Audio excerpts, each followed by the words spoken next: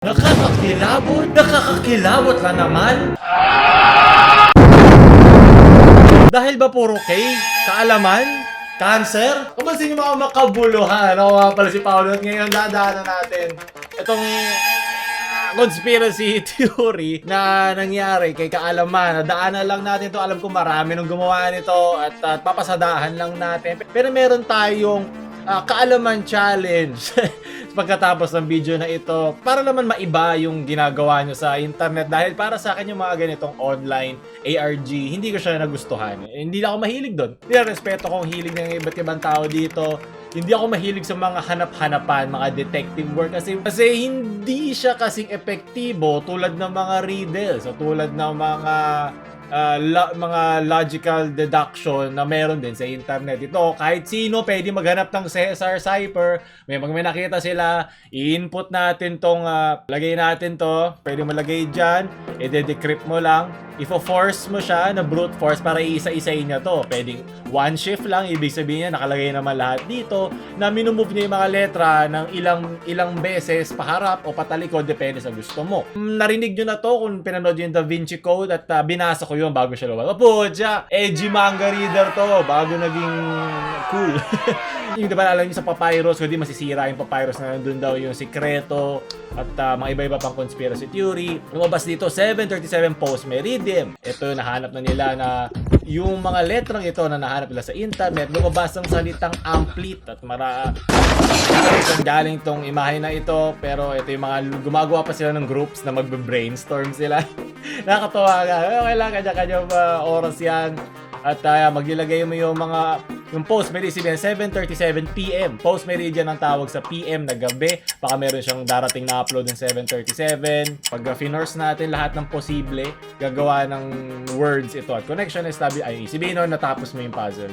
Walang masamang tao ang gagawa pa ng ganito. Kung nakidnap siya, hindi nagagawa ng para sa views o para sa mga ganito. Yung nanakit sa kanya kung meron man, 'di ba? Wala namang may gusto noon, 'di ba? Ay may konting dugo, baka ketchup 'yan, tumasik lang yung hotdog. Na code, kung naalala niyo yung scene sa Da Vinci Code, ito isa sa mga pinaka kilala na paraan para mag-decode ng mga ganito. Kasi wala nga letra lang to na ginalaw. Iba nga meron pang gumagamit ng mga longitude, latitude, may mga hanapin ka pang lugar, mga mas komplikado. Alam niyo na kung pinanood niyo yung Da Vinci Code. Ngayon, gusto ko kaalaman kung buhay ka pa pagkatapos nitong itong ARG na ginawa mo at marami na nag-enjoy. Marami kasi YouTube channel sa Pilipinas ang ginawang katuwaan ng katatakutan sa mga batang walang alam. Kaya nahilig sila sa mga ganito at na nangyari tuloy, lagyan mo na onting nakakatakot na imahe o tunog ang isang bagay, gagawa sila ng mga ganitong parang itong mga wala naman checkmark pero maraming nauutong tanga sa internet na kay kaalaman daw to. At gagawa sila ng mga ganyan dahil daw sa kanyang pina-upload na kay Pepsi Paloma na unang-una wala nga mukha si Kaalaman Wala nga siyang pangalan. Mas nakakatakot to ako gumawa niyan. Kasi makikilala ka. Sino nakakaalam sa tunay na mukha ni Kaalaman, di ba? Kaya mas madali niya nagagawa yung mga ganito. At hindi nila mahanap yan. At hindi na pagsasayangan ng panahon yan ng mga malalaking tao. YouTubers na hindi naman NBI ang gumawa ng video na yun. Kaya yung mga taong takot na takot. Nawawala ba si Kaalaman? Huwag kayo mag-alala. Sigurado ko nagtatawanan lang niya to. At natutuwa siya dun sa mga kanya-kanyang teorya na nagagawa nila at wala namang masama doon, di ba? Kanya-kanyang gamit na oras sila yan at kung basta nagagamit yung utak mo, nagagalaw yan, masaya na ako doon. Pero may mas maganda pa dyan. Kasi kahit sinong tanga naman pwede maghanap sa internet nito, mga klase ng decipher codes, gusto ko naman gumana, hindi ay inyong kaalaman, kundi ay inyong kabuluhang parte ng inyong isip na paano nyo iisipin, paano kayo magiging critical sa isang bagay, di ba? Kasi doon nagsisimula yan bago ka maghanap ng mga ganitong decode. Ito yung pinaka-importanting parte pa naghahanap ka ng mga kasagutan sa mga nangyayari sa ating sanlibutan. So, simulan na natin ang kaalaman ng kahirapan. Bibigyan kita ng tanong. Una, isipin mo lang, meron 2 pinto. At sa 2 pinto na ito, ang isang pinto ay lagi nagsasabi ng totoo at ang isang pinto ay lagi nagsasabi ng kasinungalingan.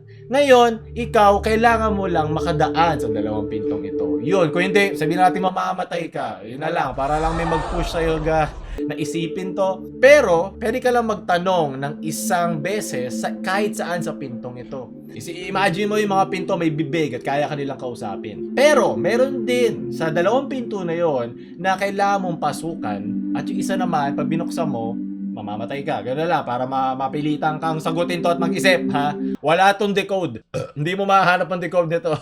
Utak mo lang talaga kailangan gumana. Isang tanong lang ang pwede mong itanong sa kahit anong pinto na. Isa lang sa mga pinto. Hindi mo alam sino yung nagsisinungaling, hindi mo alam sino yung sabing totoo, hindi mo alam ano dun yung tamang pinto, hindi mo alam ano yung maling pinto. Nasaan yung 15 billion? Hindi porket ito yung lagi nagsasabi ng totoo, ay ito na yung tamang pinto na pwede mong pasukan. Naghahalo-halo yan. Posibleng kombinasyon na nagsisinungaling, tamang pinto, nagsisinungaling, hindi tamang pinto. Lagi nagsasabi ng totoo, tamang pinto. Lagi nagsasabi ng totoo, hindi tamang pinto. Ngayon, at alam din ng dalawang pinto na ito kung sino nagsisinungaling sa kanila at sino hindi. Para magkakilala sila. Pwede mag-usap. Mga bantay lang sila sa isa't isa, pero alam nila yung nangyari sa isa't isa nang hindi nag-uusap. Hindi sila pwede mag-usap. Pwede lang kumausap doon ikaw tsaka yung mapipili mong pinto. Kailangan meron kang mabuong tanong na kahit sa anong pinto na sasabihan mo nun, ay makukuha mo yung sagot na kailangan mo at lagi mo malalaman 100% palagi kung nasaan ang tamang pinto. Alam ko, syempre naman, nasabihin ko sa dulo ng video na ito, pero kung gusto nyo muna pag-isipan, i-pause nyo muna, isip-isip, kausapin mo muna yung tanga mo sa tabi, magtulungan kayo, mag-brainstorming kayo, nang hindi nagde-decode, di ba? Kasi mga itong decode.com, kahit sino naman pwede maghanap niyan, iba yung critical na salita sa sarili mo. Yun ang kailangan mo unang simulan. Hindi yung mga nagmamagaling-magalingan lang dahil may nahanap sila sa internet. Pero nire-respeto ko naman kung may liga din do. Walang problema. Pero yun na yung para sa akin. Ito ang tunay na siguro kaalaman para sa akin. Diba? Kanya-kanya respeto yan sa ating kanyang mga opinion. Naalala kasi meron tong 3 paraan para malaman mo, pero isa lang yung nasolve ko sa sarili ko. Yun lang yung talagang hindi ko hinanap. Inintindi ko talaga paano ko malalaman. So, bigay ka dito ng timer pa ako. Bigyan mo ko 5 segundo. Bigyan mo ko lang 737 ng 7 seconds. 7 plus 3 plus 7. Bigyan mo ko ng 17 seconds pa ako.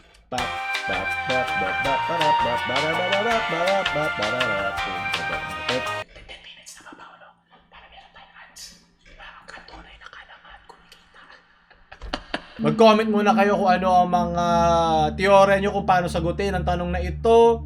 Bago nyo i-forward, andun ang kasagutan. Ayan, kung 17 seconds na pa, pakabakay mo na lang, wala akong pake. So, ito ang kasagutan. Sa mga nagtatanong dyan, sa mga nakakaalam, ang gagamitin mo dito ay yung double negative na paraan. Yun lang naman yung alam ko. Ang ginawa kong paraan, para alam nyo rin naman, hindi ako nag-iimbento, ay kung paano ko mapagkukonekta yung dalawang pinto na yun. Ngayon, ang una ko inisip, paano ko sila mapagkukonekta? Kasi ayoko maging random chance. Ayoko maging random chance lang yung mga mangyayari doon sa tatanong ko. So, ang naisip ko, parang tatanungin ko tong pintong to pag tinanong ko isa. So, ang inimbento kong tatanungin sa kanya ay, kakatok ako. O bakit? Anong may paglilingkod ko sa'yo dito? Payatot na may salamin? So, ang tatanungin ko sa kanya ay, pag ba tinanong ko yung pinto sa kabila, kung ito ang tamang pinto, ito ba yung tamang pinto? So, diba? Hindi ko na pinipili kung left, right, kasi hindi yun importante. Kailangan 100% ng beses na sasabihin mo ito, ay lagi mo makukuha yung tamang sagot. Ngayon, pag sinagot nitong kausap kong pinto ay hindi, papasok ka sa pintong yun. At pag sinabi ng pintong yun na oo, sa kabila ka pupunta. Ngayon, bakit naman pa? Ano ba mga pinagsasabi mo? Yun ay dahil alam natin na para nagmumultiply ka siguro sa math. Hindi ako mahilig sa math, pero para nagmumultiply ka sa math, ang isang positive, pag minultiply mo ng isang negative, ay lagi nagiging negative. Ang iisipin mo lang, laging dadaan sa sinungaling yung kausap mo. Sabi ko, bigyan natin ng iba't ibang tsansa, di ba? O kaya rin nakausap natin ngayon. Gagamitin natin yung ginawa nating tanong. Kaya rin nakausap natin ngayon, lagi, hindi siya nagsisinungaling. Kaya ito yung honest na pinto. Alam niya na sinungaling itong kabila, di ba? Ngayon, kailangan yung isasagot niya sa iyo ay yung katotohanan ng pagiging isang sinungaling. Di ba ang tinanong natin, pag tinanong ko yung kabilang pinto, so kailangan niyang i-assume Di ba? Kailangan niya i-assume ang gender este. Kailangan niya i-assume na siya yung sinungaling. Dahil ngayon doon, sasabihin niya ay isang sinungaling na sagot. Di ba? Kahit ano mangyari yun. Ngayon, baliktarin naman natin. Sabihin naman natin, sinungaling kausap mo. Mas madali siya intindihin dahil wala naman siyang pake dahil paglabas naman sa bibig niya, sinungaling pa rin ang lalabas. Kaya kailangan mo laging baliktarin yung sasabihin ng pintong yun sa'yo. Kasi wala naman ng problema kung ano dan yung tamang pinto eh. Kasi tinanong mo nga, kung tinanong ko yung kabilang pinto ko, ano yung tamang pinto, ito ba yung tamang pinto? Diba? Gano'n lang yun.